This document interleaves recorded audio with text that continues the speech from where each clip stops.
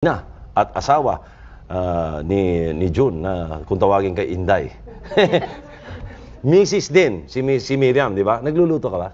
Oh yes. In fact, cooking is one of my hobbies. At Anong favorite na dish mo? Ang lahat ng gusto ng asawa ko, sana kung maaring ibigyan ninyo siya ng footage, makikita ninyo kung nagtagumpay ako sa aking pagluluto sa kusina o hindi. Dahil ngayon ang timbang ay 300 pounds yata. medyo tumaba ng gusto si June. I assure you, payat yan nung nag-asawa kami. Kaya noon pinagsasabihan pa nga ako ng mother-in-law ko na yumaon na huwag masyadong nagluluto ng lutong Kapampangan kasi yun ang gustong-gusto ni June. Unfortunately, Kapampangan food is like French food. Yung talagang masarap sa panlasa natin, pero it's not always healthy cooking. Ang healthy cooking ay yung kamukha sa Bisaya na puro lang nilaga o kaya inihaw, sana ganon. Pero yung gusto ng asawa ko kasi yung puro palaging nagisa o kaya sarsyado. Yes. Nako, naglalaba ka ba?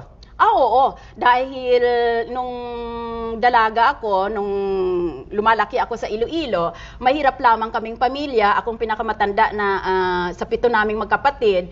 At madalas wala kaming katulong, kaya kailangan maglaba, magluto, at kailangan alagaan ko pa ang mga nakakabata sa akin. At hanggang ngayon, ginagampanan ko pa rin. Minsan, naging